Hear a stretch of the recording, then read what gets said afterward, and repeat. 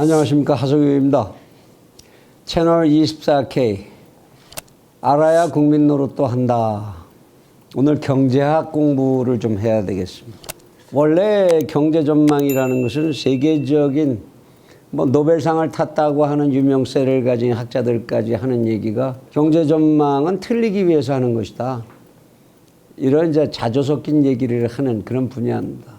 사실 일기예보 하는 것보다 훨씬 어려운 게 경제 전망이죠.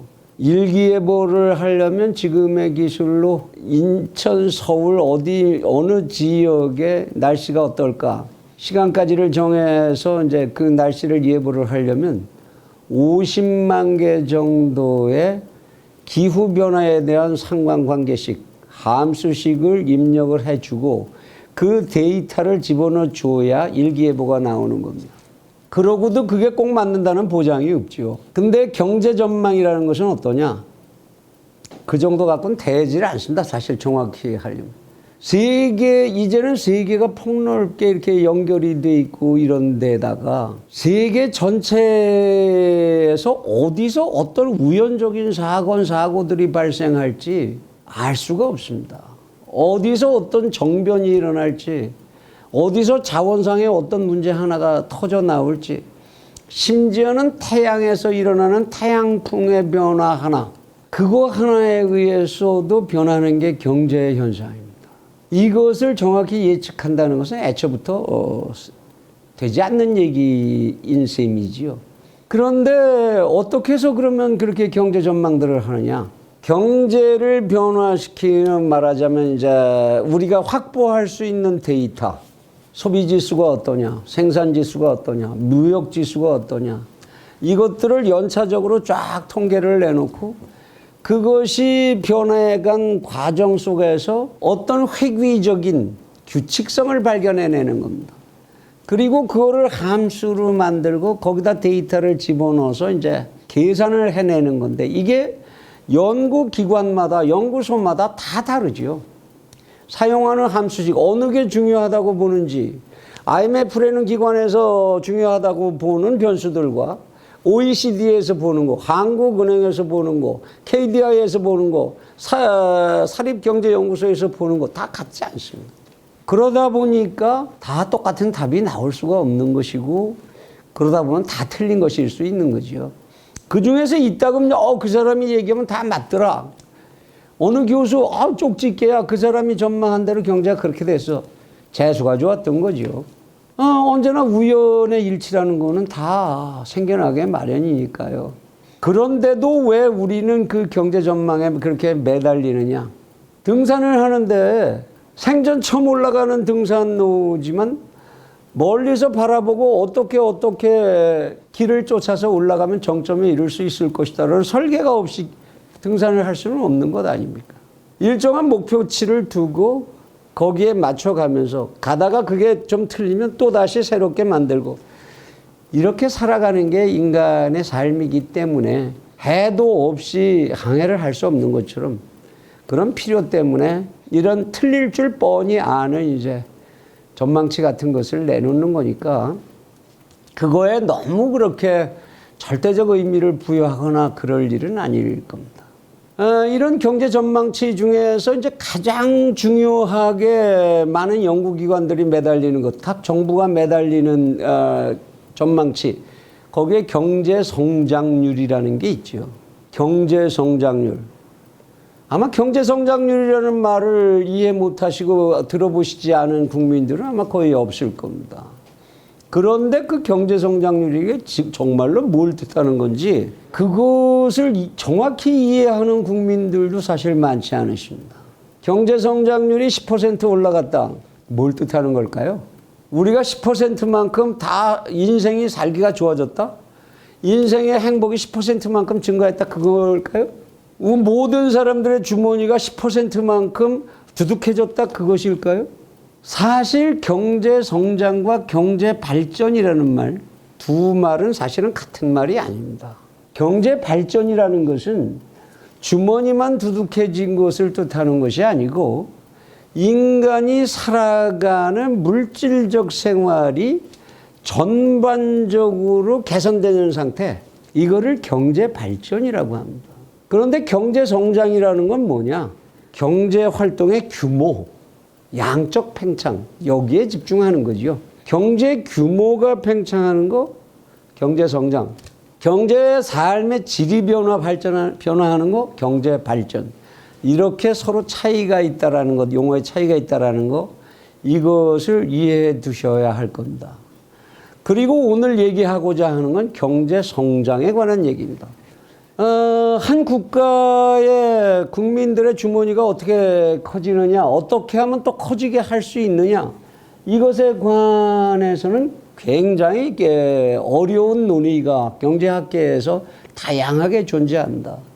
여러분들과 지난 시간에 이제 얘기했던 생산함수에 관한 이야기, 이런 게 바로 이 생산함수를 통해서 경제 성장이 이루어지는 거죠. 양적 팽창이 이루어지는 겁니다. 경제 성장론이라는 것에 생산함수라는 전 단계의 지식이 그래서 필요해서 이제 먼저 살펴봤던 건데요.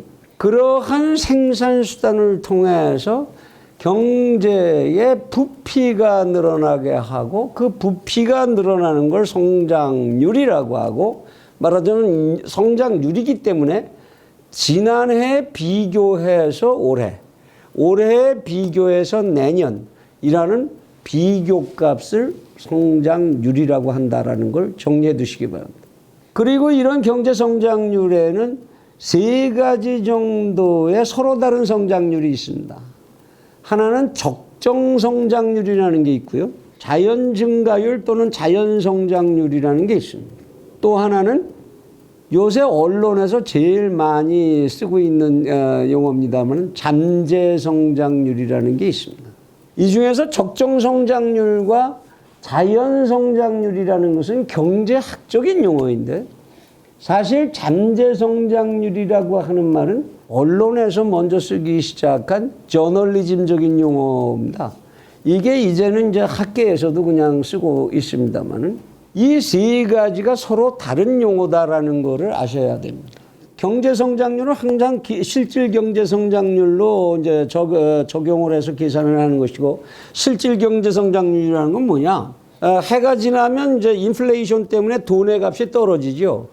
그래서 실제로는 뭐 경제 성장이 10% 했다고 그러지만 물가가 쓸데없이 올라가서 인플레이션 효과가 5%가 있었다면 실질 성장률은 10%에서 5% 빼버리고 5%만 성장한 걸로 환산을 해야 되죠. 금년도의 실질 GDP 빼기 전년도의 실질 GDP. 그러면 이게 한 기간 동안에 1년 동안 일어난 GDP 성장액이 되겠죠. 이것을 전년도 실질 GDP로 나눠지고 거기에 100을 곱하면 이것이 금년도의 이제 실질 경제 성장률이 됩니다.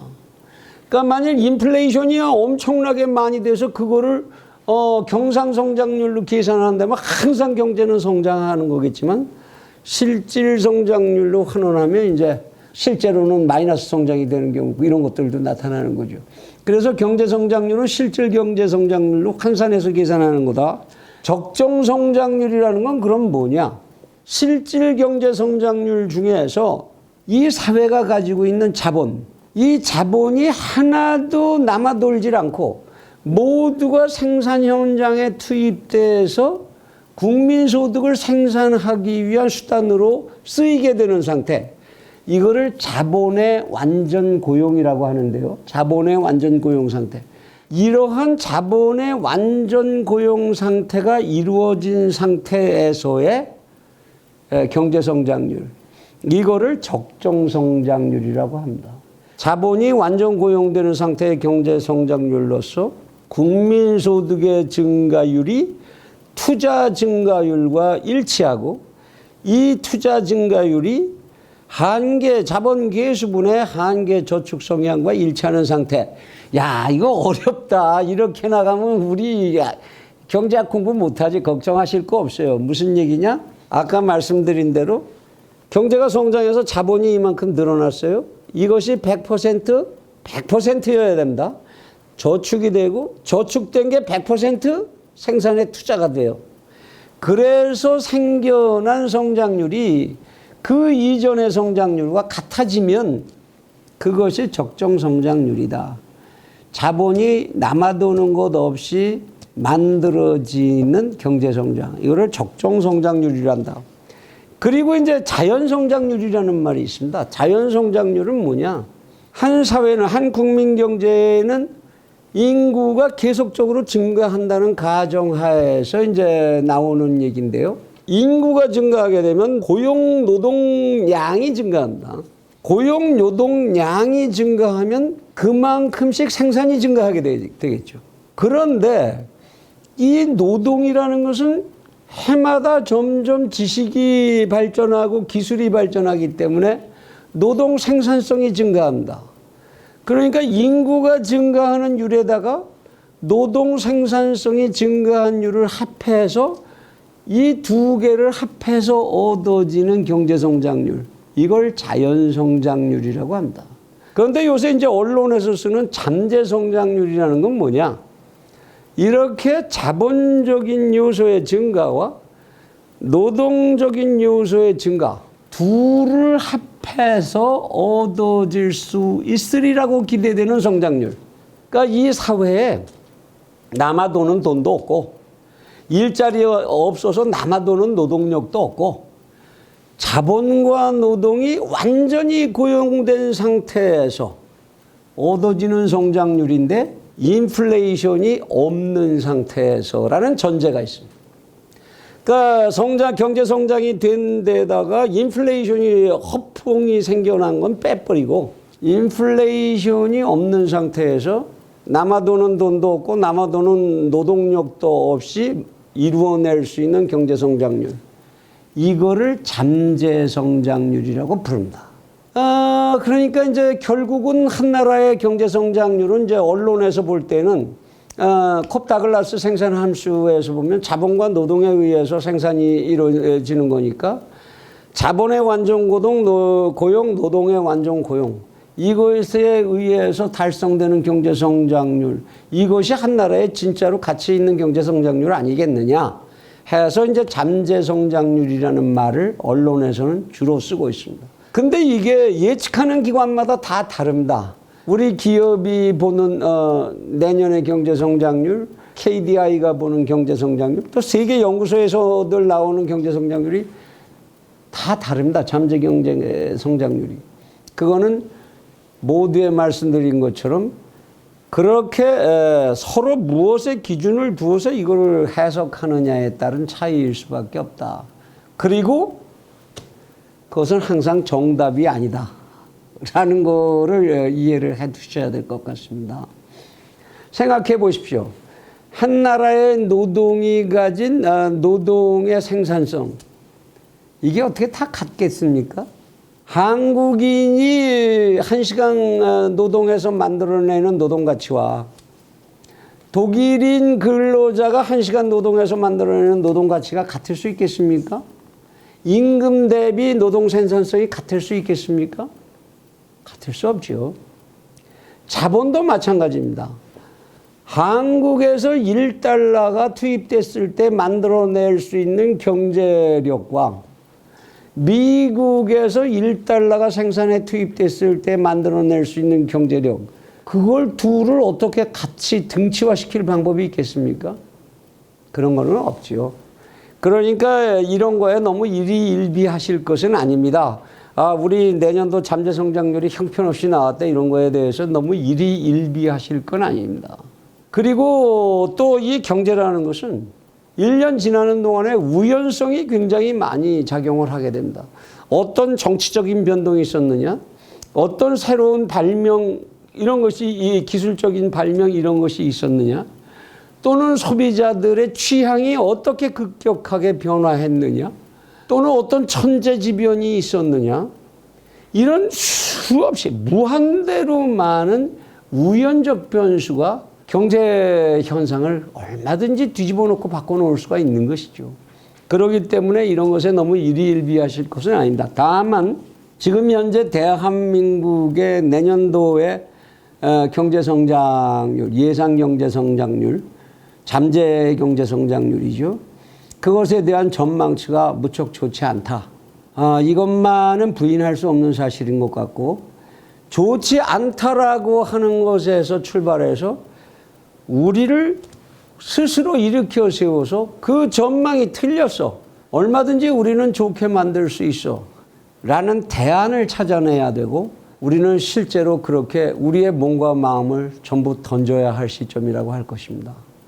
오늘 경제 성장률이라고 하는 흔해 빠진 용어 어떻게 이해해야 하는 것인지 여러분과 같이 공부를 해봤습니다. 감사합니다.